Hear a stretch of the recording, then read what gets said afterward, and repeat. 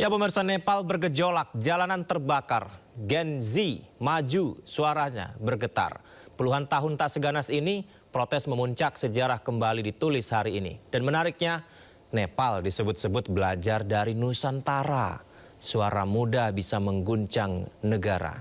Gen Z berdiri tak kenal kompromi, menuntut perubahan demokrasi sejati. Apakah ini awal gelombang baru aksi massa?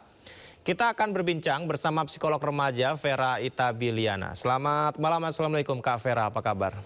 Malam, Waalaikumsalam Mas Yudi. Baik Kak Vera, terima kasih ya sudah berkenan berdialog di Sindo Prime. Ini kalau bicara soal kabar di Nepal nih Kak Vera, banyak yang bertanya apa sih yang terjadi di sana. Apalagi yang viral adalah kita lihat video seorang anak SMA berapi-api, bergelora menyampaikan protes terhadap tindakan korup dan ternyata ujungnya bisa sebesar ini, separah ini begitu. Kita lihat di media sosial yang terjadi begitu. Kalau Anda lihat apakah memang Gen Z di Nepal ini bisa dikatakan menjadi salah satu sumber inspirasi pergerakan di sana Kak Vera? Bisa jadi ya gitu ya. Gini, kalau kita bicara soal Gen Z itu kan range usianya mulai dari, karena Gen Z, kalau kita bicara Gen Z, mereka itu yang lahir dari tahun 95-97 sampai 2010 sampai 2012. Jadi kalau yang paling tua ini usianya sudah 30, yang paling muda usianya 13. Jadi range-nya Gen Z sekarang itu dari usia remaja sampai dewasa muda gitu ya.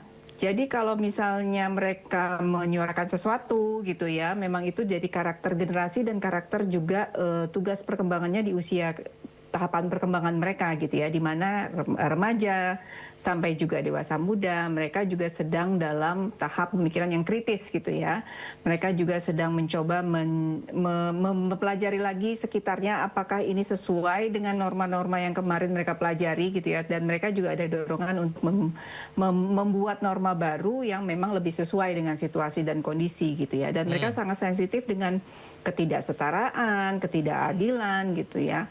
Nah, ini memang karakter bawaan tahapan perkembangan secara usianya. Nah, kalau kita bicara Gen Z itu didukung juga dengan adanya media sosial, adanya teknologi digital, sehingga mereka mempunyai wadah ekspresi yang lebih luas dan lebih besar dampaknya gitu ya.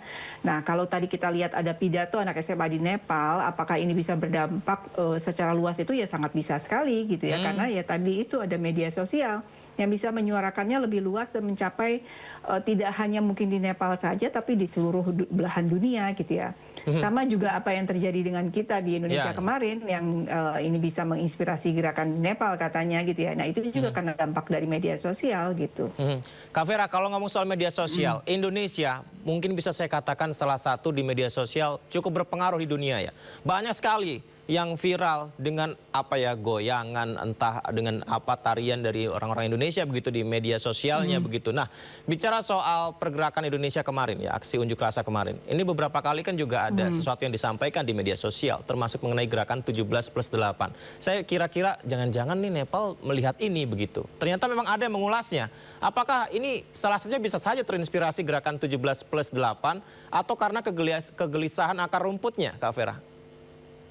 Gini, mungkin kalau kita lihat background situasi politik, situasi ekonominya mungkin sangat berbeda ya, Nepal dan Indonesia, kita nggak bisa samakan gitu ya. Jadi bibit masalahnya mereka sudah ada, tapi cara penyampaian protesnya, cara penyaluran protesnya mereka itu bisa saja diinspirasi dengan apa yang mereka lihat melalui media sosial yang terjadi di Indonesia.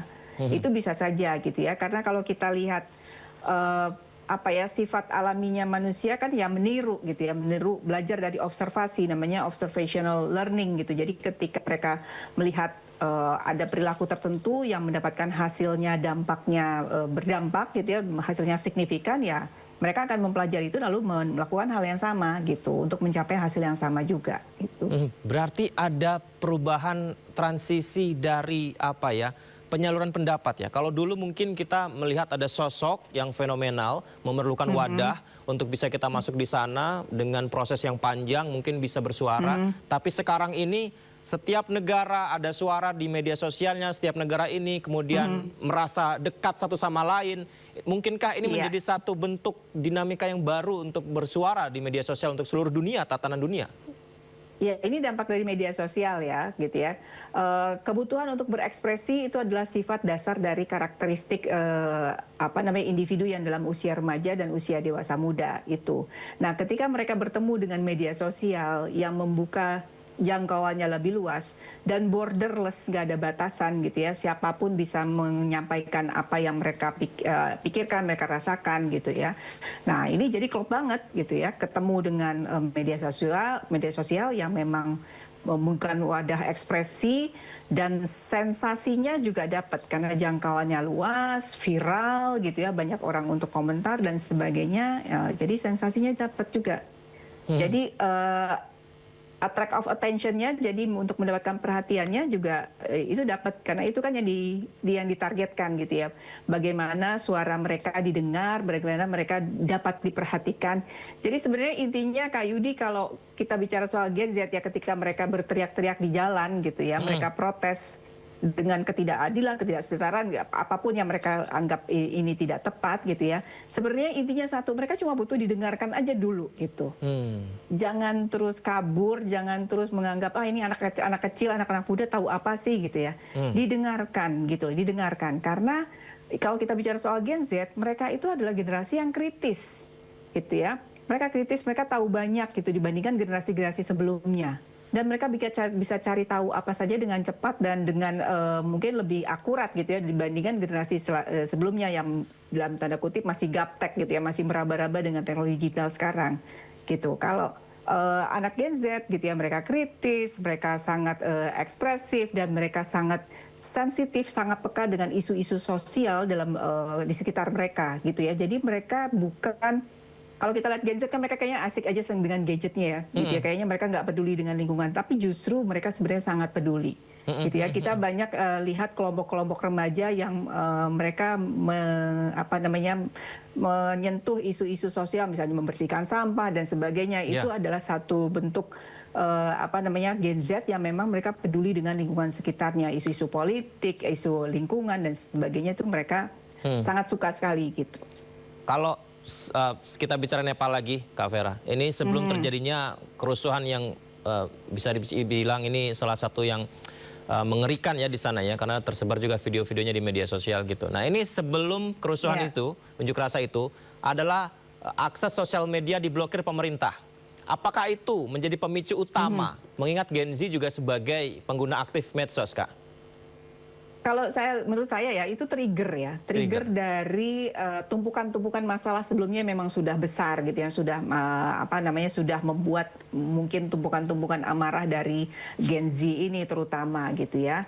Nah, ketika ini dipotong, di-cut gitu ya, diblokir, kan kita di Indonesia juga ada wacana ini nih sebelumnya gitu ya, cuma kita lebih hati-hati dalam menyikapinya gitu. Kan media sosial ini selain sebagai wadah ekspresi juga wadah hiburan, wadah untuk mencari uang gitu ya, banyak sekali perannya media sosial. Jadi memang tidak segampang itu misalnya kita lihat media sosial ini ternyata dampaknya negatif untuk anak-anak, jadinya main gadget terus, main game terus kita langsung cut. Memang tidak bisa semudah itu karena peranannya banyak sekali gitu. Nah, kalau di Indonesia menurut saya pemblokiran media sosial kan kita belum sampai ke sana ya, belum itu isunya gitu. Jangan sampai ya, Nah, kalau di Nepal kalau menurut saya ya jangan sampai. Jangan sampai ya, kita juga belajar nih dari apa yang terjadi di Nepal ya. Kita nggak mau nih kayak gini karena kalau situasinya sudah chaos seperti ini kan tidak membawa hasil yang lebih baik juga gitu ya, tidak terjaga. Ada Dan satu hal saya juga terus terang ya salut ya.